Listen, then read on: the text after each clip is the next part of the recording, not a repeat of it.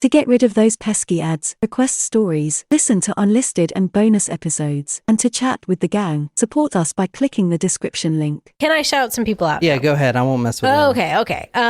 So let's see. We have Stephanie as a small taco, Amanda L, Taco Supremo, Gin Juiced, a small taco, Kyle, Taco Supremo, Austin, small taco, Ebeth Plus, small taco, Claudia, small taco, Otis, Taco Supremo, Selena, Taco Supremo, and Bree, Taco Supremo. Jesus, freak. That was like 7 or 8. I know. This is probably like three weeks worth of joiners.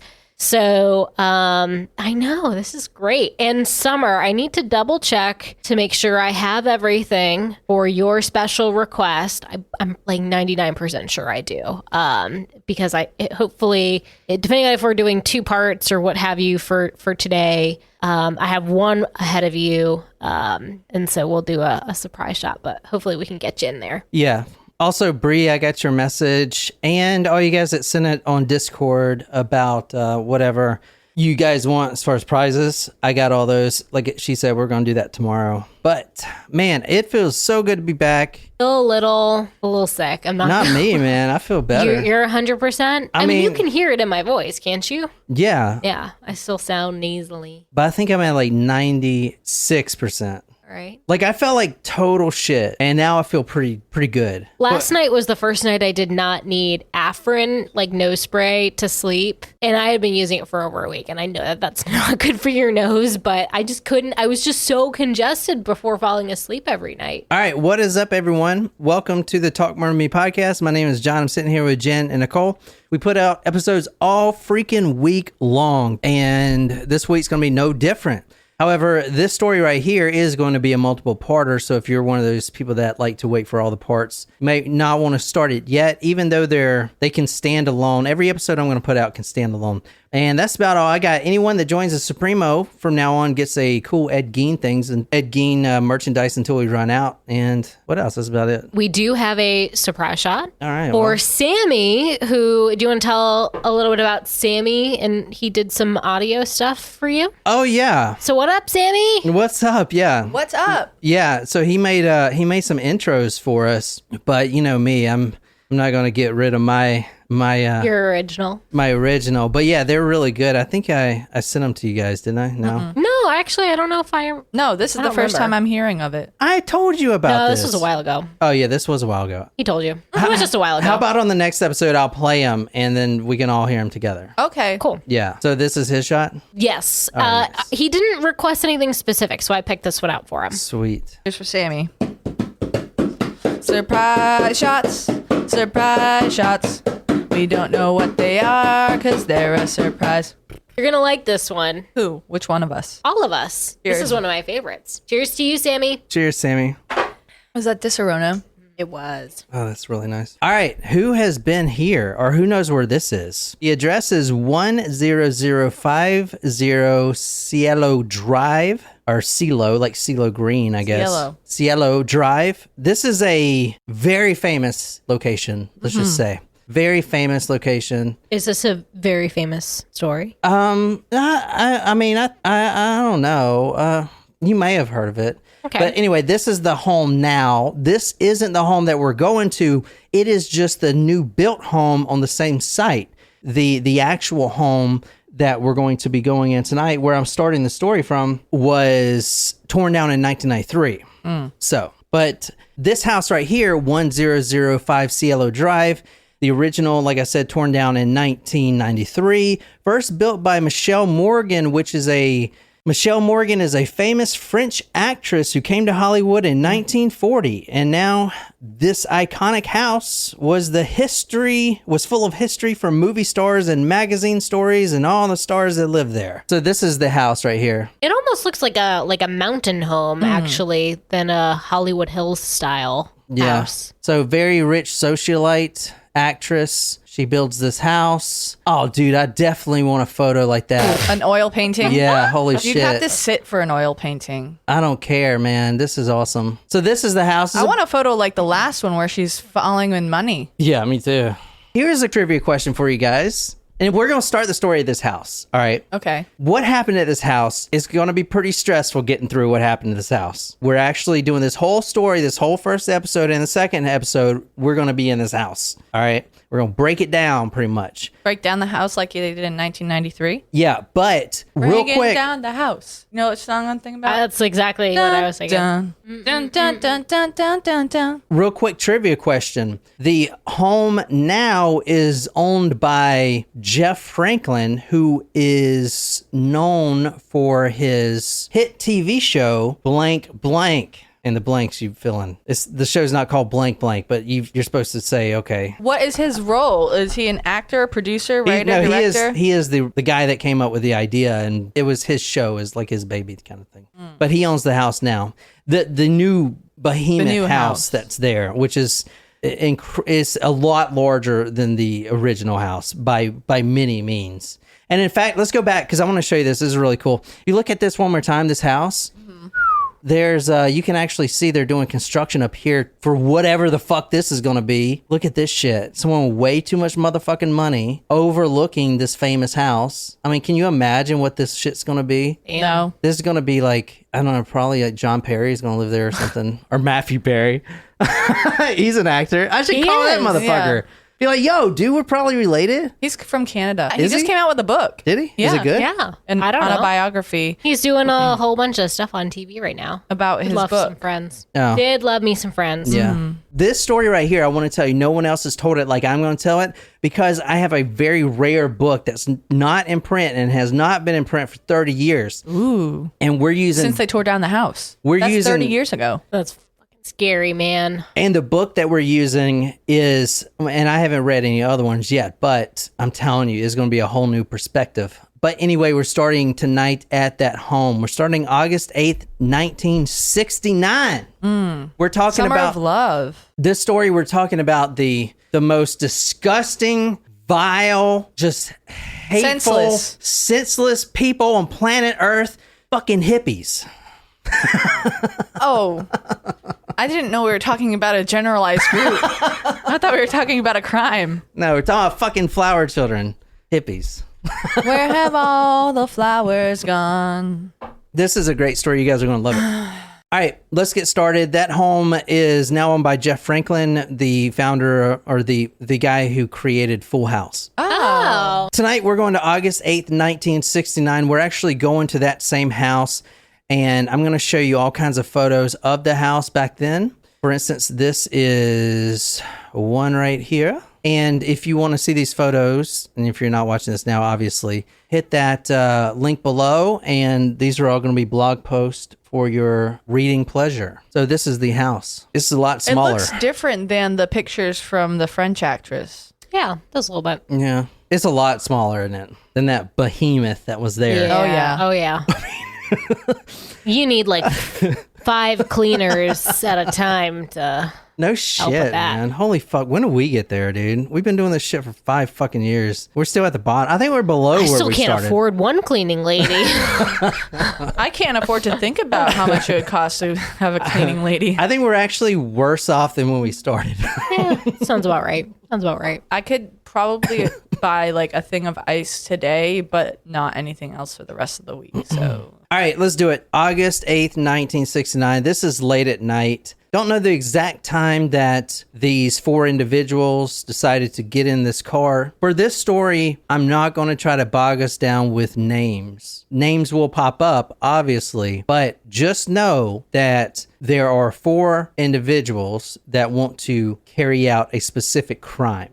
Now, it's not that I don't want to reveal the names, but I think it's just easier if we just start knowing that 4 individuals, 1 male and 3 females. And then as we get through the story, you'll start to see the names pop up. Also in the home as well, there are several people in the house. August 8th, 1969, driving to this home on Cielo Drive was a yellow and white Ford. This car had no back seat, just a floorboard in the back, and there were 4 people packed in it. I'll go ahead and give you the first names. Like I said, don't worry about the names. Just know that there's 3 females, 1 male in this car. Tex is the male. Susan, which is a female, which Nicole's going to be reading a lot of her testimony for this story. Also, Katie and Linda. One male, 3 females. They're all wearing dark clothing. They like to call them wearing dark clothing. They're creepy crawling outfits. So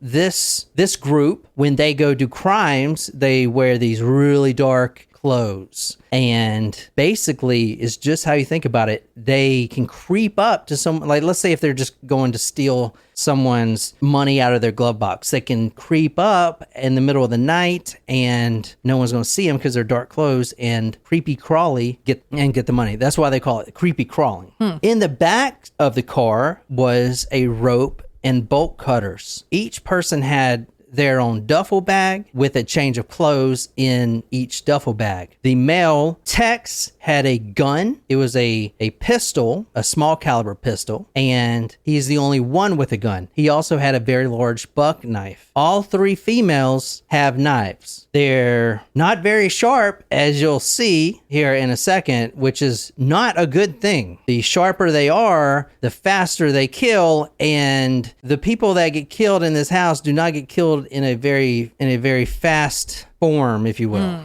So the knives are kind of dull, but they all have these buck knives. That's their main weapons. They park the car down the street.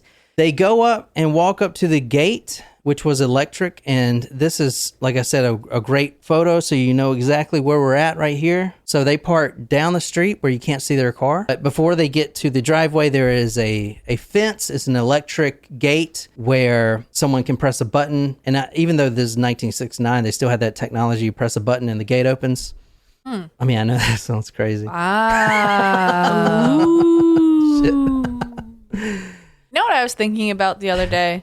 I'm still not doing stairs yet because of my boot, and I don't want to like fall because I feel like that would happen. Yep. So at work, I went to use the elevator, and I was going down, and I was like, is this thing even moving? But then it jolted, and I was like... And then Jen got stuck in the elevator. I've been stuck in an elevator before. You know that. But like an elevator is essentially a steel box. So like if it were to fall, like would someone, the chances of actually dying in an elevator accident, like are they... All you gotta do is jump before it hits the ground.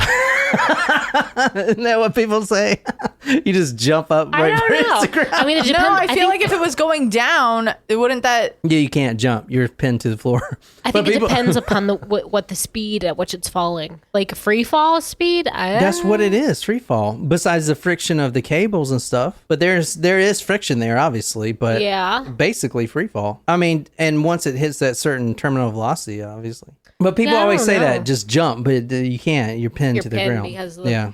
The best thing to do, if you're ever in an elevator, this is what you do. And this happened to me before, and I survived. So, you know, take my word for it or not. I think it was like the 12th floor, and I got in, and the cable snapped. We were free falling down, and beside me was this elderly lady. So I basically just pushed her on the ground and laid on top of her, and she took the force, and I'm here. So she actually exploded. I don't even know how to begin to unpack what it was that you just said.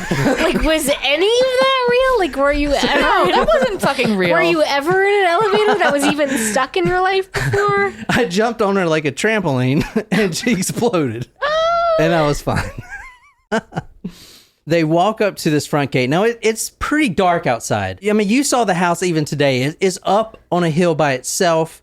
And yeah, people had their lights on or whatever, but the surrounding hills, the Hollywood Hills, are covering everyone's lights. You know what I'm saying? They do have lights on, but it's not like super bright. So they are really stealthy. They walk up the Cielo Drive, and they're kind of over to the side. They see the electric fence, and they know they can't jump over that. So they go around to the just the regular fence area. And Susan, one of the girl you're going to be reading from, she goes first. She was first to go over.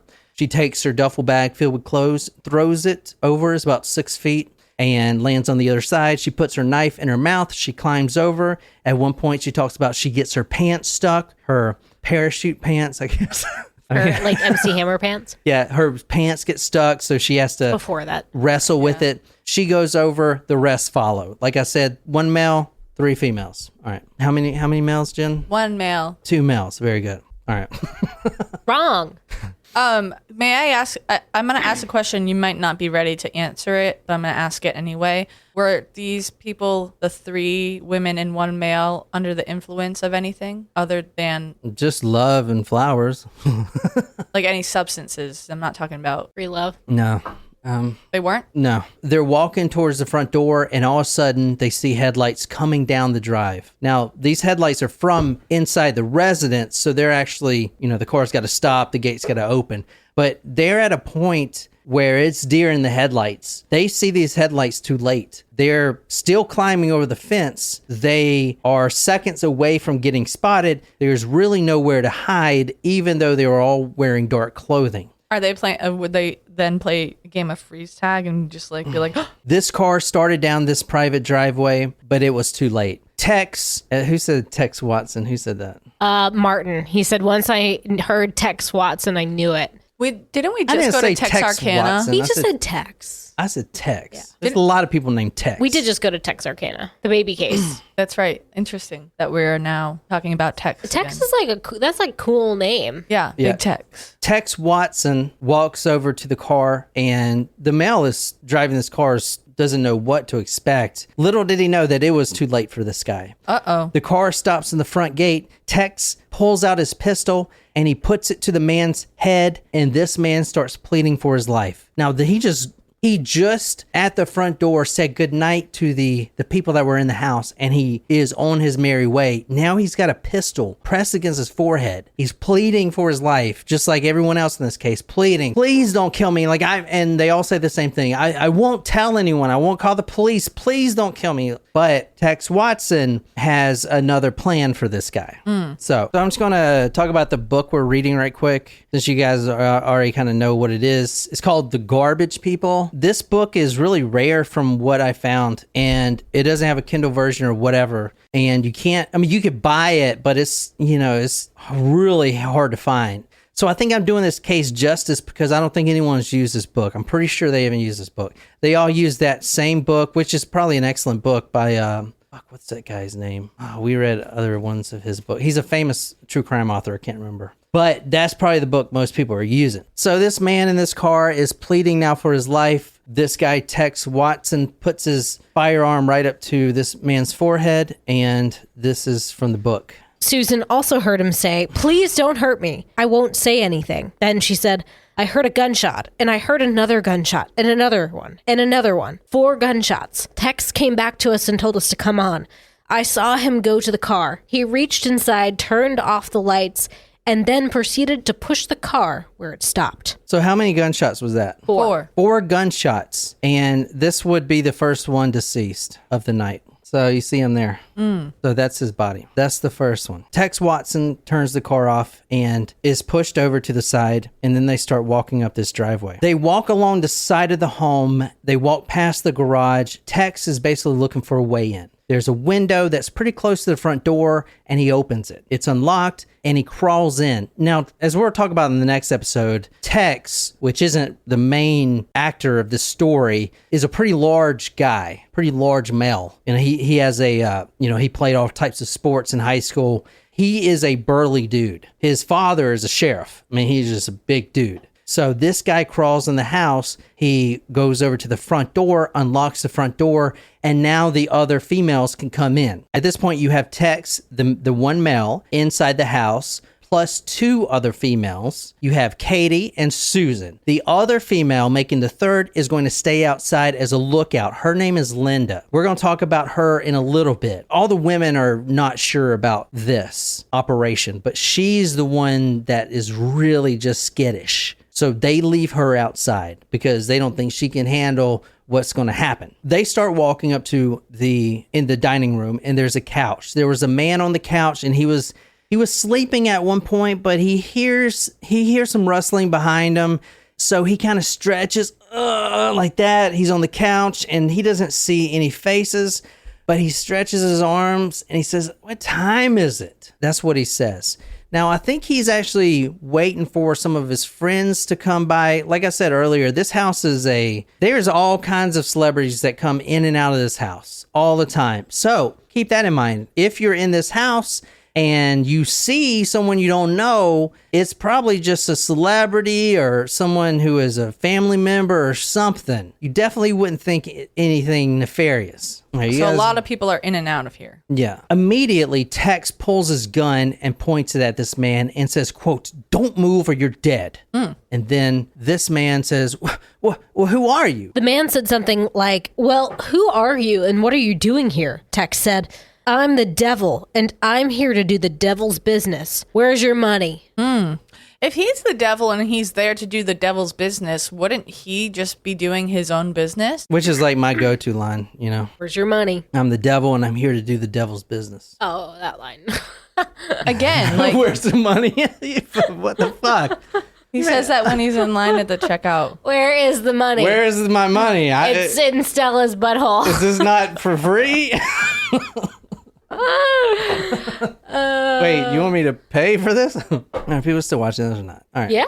Now, this man complies, and in the home, there's other people too, but they don't actually hear this man being confronted by Tex. Like, it's kind of quiet. It's like, "Give me your money" type of thing, you know? Like, shut up, shut the fuck up. Do what you're told. Susan starts walking down the hall. She's going to case the joint. Who else is here? Because they don't really have the information. They don't know who the hell's in there. There could be 1,000 people in the house. They don't know. Do they know whose house it is, or they just showed up at the house? They do know who house it is. I believe the house owner at the time was a guy named Melcher. I can't remember his first name. It's like Tony or something. But they have been to the house before. They have conducted business there at one point. The person that actually is telling them to go do this operation has stayed in the house for a long time, stuff like that. And it's been in and out for quite a while. But so Susan walks down the hall. She looks to the right. The spare bedroom or one of the bedrooms is open. And there's a woman, a younger woman, very pretty. She is sitting down and she has these glasses on and she's reading a book. She may have a glass of wine, I'm not sure, but she's just reading a novel. Susan says the following, quote, "She looked at me and smiled, and I looked at her and smiled." So that can kind of tell you what's going on in Susan's head. In this story specifically, I want to map out what happens because it's very chaotic in the next few scenes. We're going to map out this whole story based on what the females are going through, what's in their mind, the actual assailants, the female assailants. Like what's it like to take a life, to stab someone? You're going to hear it from their actual testimony. She smiled back and then she turned away and kept reading her book. In the next room over, there was another bed. There was a man sitting up but facing away from Susan when she looked in. And he was talking. She kind of peeked over so she can see over his shoulder. And there was another lady. She was laying on the bed. And she had a very unusual position the way she was laying. It took her a minute to figure out why she was laying like she was. Her hand was kind of on her belly.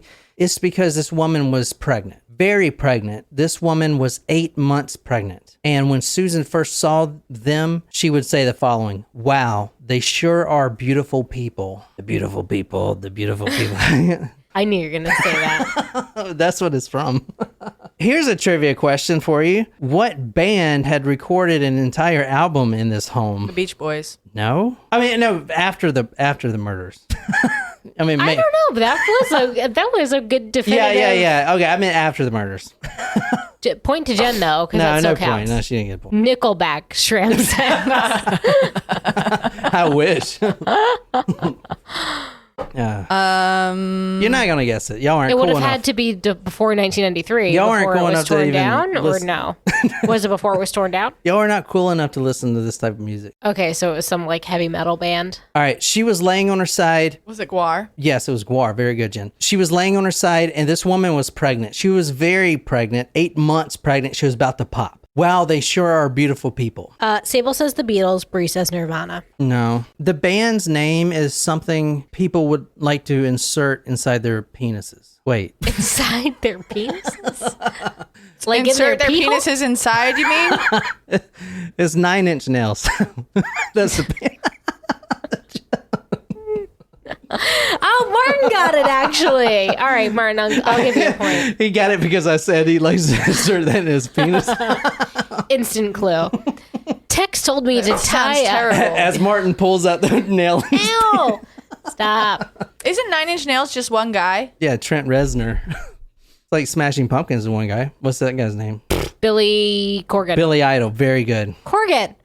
Tex told me to tie up the man on the couch. So I took the rope. This was the rope that was in the car, and very loosely tied the man's hands. I had put his hands together in a crisscross fashion and his wrists. I've never been very good at tying knots, and I wrapped the rope around his hands a couple of times, and I was shaking, and everything was happening so fast that I did a very poor job of tying him up. I stood back, and Tex instructed me to go back and get the other people. So Susan, who just read that, walks back to the woman's room who's reading the book. She pulls a knife up, and she says, do what I say. Don't ask questions. Just do it. So she goes to the other room, and the pregnant lady and the man, they're already standing up. Like, what's going on? They were also herded into the same area. Now, everyone is in the living room area by the fireplace. So at this point, you have the dead person outside, which is in the car. It's no longer a threat. You have the guy on the couch. You have the woman who was reading. So that's 3. Then you have the man and the pregnant woman. So that makes 5. They're all in shock. They don't know what's going on. Tex Watson is pointing his gun at people and telling people to just shut up and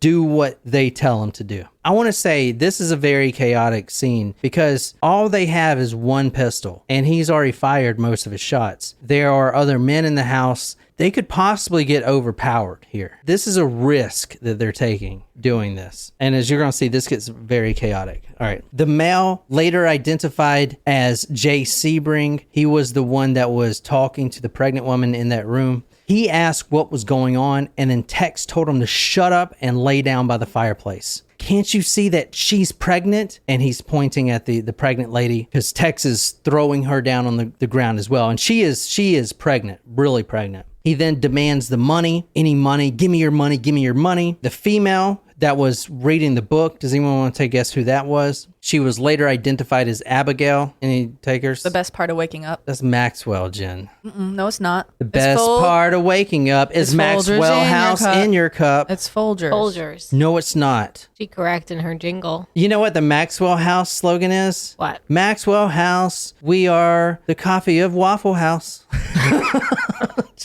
Drink us when you're fucking wasted, and we'll get you home. See a jingle. Good. Yeah. Perhaps needs improvement. The female, Abigail Folger, the daughter of the Coffee Folger founder, looks in her purse, pulls out $75. This is all I got. Take it. This is all I got. I went to the bank yesterday. What about credit cards? I got credit cards. Do you want? At this point, all of them are pleading, take this money. No one's going to tell anyone. You're not going to get in trouble. Just leave. Take whatever you want and leave. At this point, we have a pregnant woman here, and this is very stressful. Just take whatever. The man that was on the couch when they first walked in, that Susan was supposed to tie up, and she did an actual terrible job tying people up, including this guy. Do you want to take a guess who this is? I can't pronounce his first name. Wojciech. He's a famous Polish writer. Rakowski is his last name. Anyway, he was sleeping on the couch. Tex orders him to stand up and then orders Susan to go and retie those bindings. So here's where we're at so far. I told you about the home, about the 4 people, the male, the 3 females. They walk up, they shoot the guy that's coming down in the car. Now, 2 of the females, 1 male are in the house. They are the assailants. They meet the Folger's daughter, Abigail Folgers. They meet a famous Polish writer who is on the couch. And they meet a man, another actor, Jay Sebring, and a female who is 8 months pregnant. And they herd all those people inside the living room. That's where we're at right now, with the exception of 1 other female outside, Linda. So you guys understand, everyone's on the same page. Now that everyone's in place, they can start doing what they were sent to do. Tex takes his buck knife and begins stabbing Jay Sebring in the back. Don't know how many times, but 10, 20 at least. This is Jay Sebring right here. This is the actor. So what she's reading is the actual words from multiple interviews, which I think this author did privately with them. So I think this is going to be a fresh take. I'm not sure. The people got down on the floor, Susan says, and they lied down and they were crying and they were saying, please don't hurt me.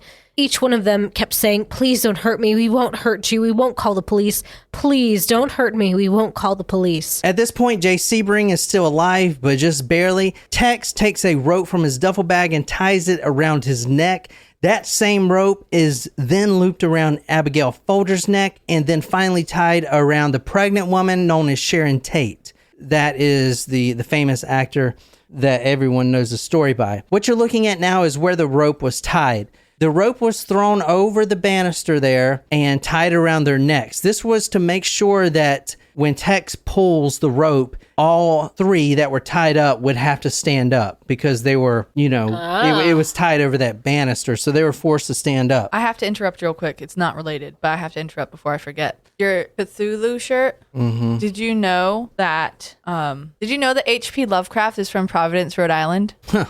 Do you know who that is? Or did you have to ask Nicole what his name was? Our mics may have picked that up. So.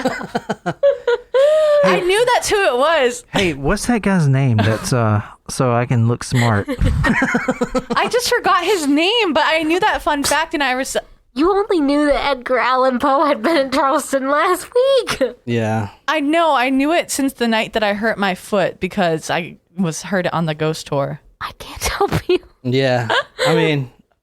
It was good. It's good. I was watching something. We should go to Pose later. Don't fold that book like that. Shit's expensive, yo. Ari. Oh, stop. I've never been there. Don't crack that binding, please. I've tried my best not to crack it. And you look at you like, oh my God. Then you read it. No, you read it. Just don't crack the binding. No, he gonna get even more mad at you. Get your fingers off that. You need to treat me with respect. Put some respect on my name. Tex proceeded to tie a rope around Sebring's neck and then to Sharon Tate's neck, then to Abigail Folger's neck, and threw the rope. He threw it over a high beam, which he pulled, which made Sharon and Abigail stand up so that they wouldn't choke to death. And then, I forget who said it, but one of the victims said, "What are you going to do to us?" Tex said, "You're all going to die." And at that time, they began to plead for their lives. Fryowski and Sharon and Abigail Sebring was dying on the floor.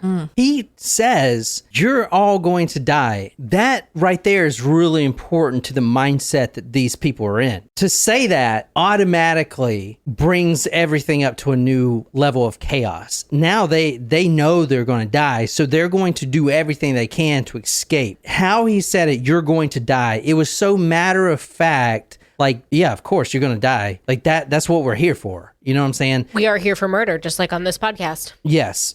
So Fadowski, he is the Polish writer.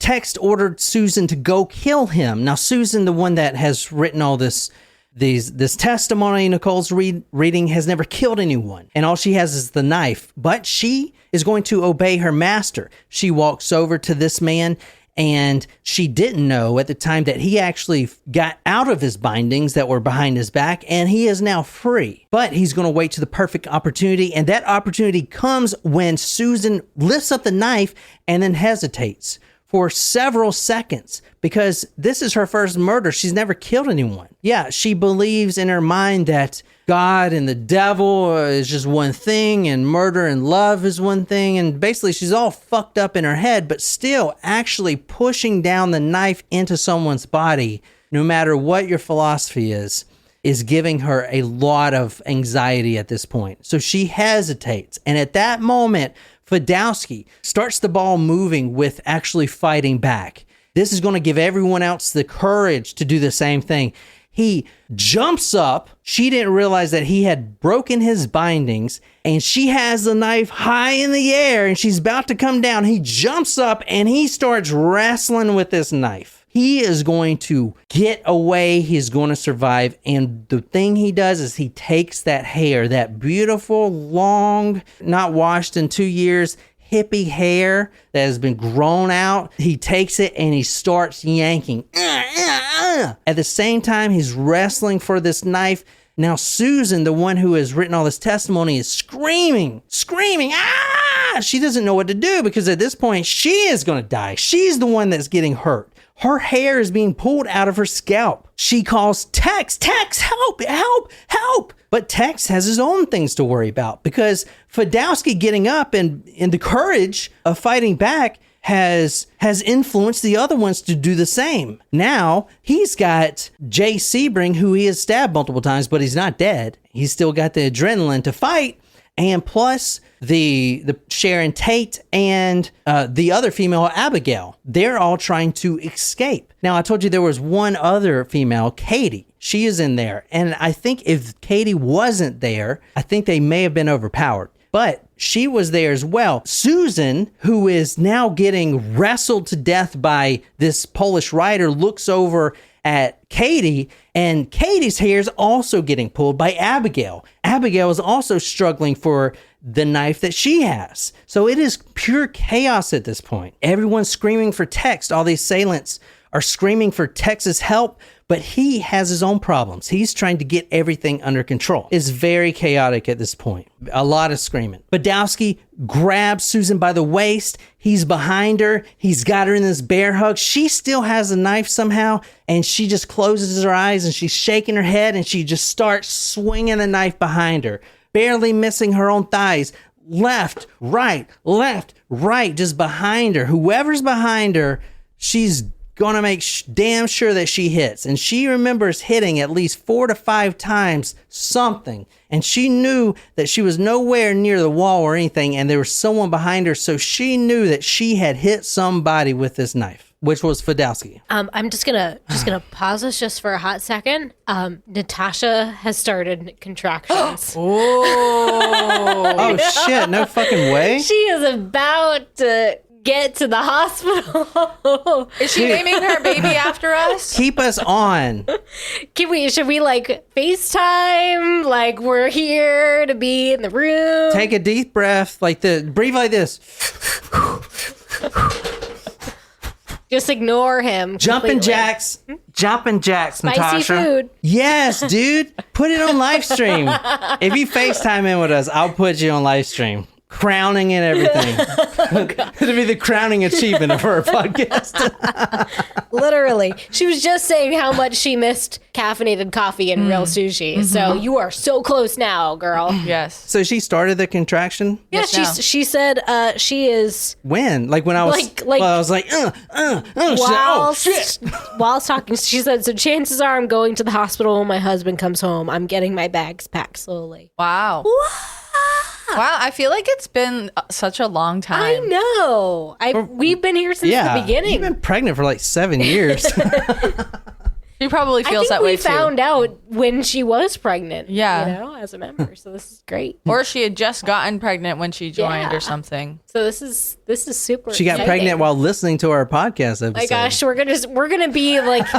The happy people that usually wait in the room. Like, should we go get celebratory cigars for Natasha? And yeah, and for the baby, like a little, obviously, a little candy cigar. That's so great, man. Oh my god. I mean, if you want to name the baby Taco, Jennifer, or it'll be our first actual baby taco. Yay! No, we have other supporters who have kids. Yeah, I know, but this would be like, yeah, right. Well, I don't think we have ever had someone start having their contractions while listening to us on the live stream before. Yeah. That is definitely a first. Jen has had like really bad gas, but not contractions, I guess. I mean, sometimes it feels, Fadowski runs to the front door. He is, quote, screaming bloody murder. He gets past the other girl, Katie, who was at that point getting her own ass kicked. The female outside, Linda, she knows something's going on. She can hear the screaming in the house. She starts hearing her name. Linda, get this guy. Fadowski, he's running out. Now it's Linda. She has to do something. She's scared out of her mind. Help! Get this guy, help us. During it all, Linda heard a man scream, then just screams. I don't have any words to describe how a scream is. I never heard it before. It was unbelievably, terribly horrible. That's the scream of someone getting stabbed multiple times and then, expiring. Well, not expiring yet, but Fadowski gets to the door And then Linda, offering no help at all, is relieved when Tex comes up behind him with his pistol in his hand. And instead of shooting the man, he raises the butt of the pistol up so high, and this guy is a big burly dude, and brings it down with so much force on the back of this man's skull, with so much force that the pistol breaks into 3 pieces. Dang. That's a lot. I mean, the handle is wooden, but shatters. 3 pieces, done. It's crazy. That's a lot of force. This is the doorway where he bled out. He didn't die here, but he started to bleed out here. You can see the blood there, and you can see more of the blood here. A lot of blood right there. Yeah. As soon as he gets to the doorway, Tex clobbers him with that hammer. Now, Fadowski, he collapses in the bushes. This is his body. He eventually dies in the bushes. This is his body in the bushes right here. That's him. Look how bloody he is. Just completely bloody. Look, he's got his fist balled up. Doesn't believe it. Just happened so fast. But he suffered a lot of stab wounds. How many? You can count them yourself. Oh. Whoa. That's how many stab wounds he has. 1, Holy 2. bejesus. And this is just the left side of his body. 1, 2, 3, 4, 5, 6, 7, 8, 9, 10, 11, 12, 13, 14, 15, 16, 17. All over the place. A ton. Wow. Stabbed with a dull hunter's knife. So much that it wouldn't even kill him. That's intense pain right there. Linda, who sees Fadowski as he's running out before he runs and dies right there on the front lawn. Linda, the girl outside, all freaking out. Oh, shit. Quote, we looked into each other's eyes. And then Linda said, oh, God, I'm so sorry. And then he dies. That's the last words he's heard. Susan then sees Katie struggling with Abigail Folgers. Tex runs over to help, and this is what she says. Susan says, Tex went over to help Katie, and I saw Katie be released from Abigail's grip. Then I saw Tex stab Abigail, and just before he stabbed her, maybe an instant before he stabbed her, she looked at him and let her arms go, and looked at all of us and said, I give up. Take me. When I read that, I just stopped. She knows that that's it for her. She says, I give up. Take me. Damn. That's rough. Yeah, that's really rough. But luckily, she's a fighter. She was determined not to die right there in the home. This is from Susan. Quote, Tex stabbed her again and again, and she gripped the middle section of her body and fell to the floor. But she was still not dead. She was a real fighter. She started crawling to the back door, and then Susan sees her at the back door. She gets up. Abigail gets up. She's got the second wind, and she just starts running, screaming for her life. Now, they're up in the Hollywood Hills. You saw the state. Yeah. You got to scream pretty effing hard to be heard. That's a lot of land. You're on top of the hill, screaming over everyone else's houses. You know, no one heard a fudging thing. She's still not dead. Katie runs after her. Now, Katie is also crying. These women have never killed anyone. They're just obeying their master. She's crying hysterically. She has a knife above her head, and Katie, the assailant, says, quote, oh God, please make it stop. The killer says, please make it stop. This is stressful for them just as it is the people in the house. But who is she talking to? The universe. God. Oh, God, please make it stop. Like the chaos. Please make this chaos stop. She's talking to anyone. But why didn't she just stop then? That's not what her master would want her to do. I don't know. We'll talk about that later. She runs over to Abigail Folgers. Quote, I had the knife in my hands. And I went through the door and I was chasing her on the grass and we started fighting and I stabbed her over and over and I just kept stabbing her. Then I ran outside and Katie was just getting up from in front of the woman on the grass. They had gone out the front door, Susan said, and I saw Abigail on the lawn. I just saw her nightgown, a see-through nightgown, and I saw blood on it. And I saw Tex go over and stab her 3 or 4, I don't know how many times. There she is right there. There she is right there. All the blood, all the gore. Tex goes over there and like a fucking crazed maniac just like he did to everyone else right before they left. Just making sure. This is a better photo of it right here. Oh. There she is dead. Look at all that blood. So she was in all white. Beautiful white nightgown. Now, this is the one that no one talks to. And yeah, she's from a wealthy family, obviously, Abigail Folgers. But she is often forgotten in this story. This is her right here, before and after. Her face. Look at that cut. That's deep. And she's dead there. but Wow. but the rage here is unreal. Like, this was a statement. Like, they were going to make a statement for this. And finally, this is Abigail's body. This is the stab wounds from her body. I can't help but notice they're like both hers and the other victim whose picture we saw. They're kind of look circular in nature, as opposed to, like, I would expect kind of stab wounds to just be like. No, because when you stab, like, the person's moving around too, so it kind of like wiggles. You know what I'm saying? You stab someone and you're kind of moving around. It's not just because those are wounds. Yeah. Wiggle okay, that runes. makes more sense. Yeah. Now. That's why they're all uneven. Plus, the knife was pretty dull. I mean, a lot of those don't even look like they're really getting in there. This is where I want to stop this episode. Obviously, Sharon Tate is the next one to die, but I want to stop it here because, number one, it's going on over an hour, and number two, I think it's good to take a break and kind of like, because there's a lot of chaos, a lot of killing at this point. So we'll be back with the second episode. But the next episode, guys, is for supporters only, so Supremos. This is one of the perks of being a Supremo, a supporter for us. If you're not a supporter, it's completely fine. That episode will be out Wednesday, and this episode will be out Monday. The next one will be out Wednesday. And then, obviously, you guys know this is the Charlie Manson episode. Mm-hmm. I mean, everyone knows that.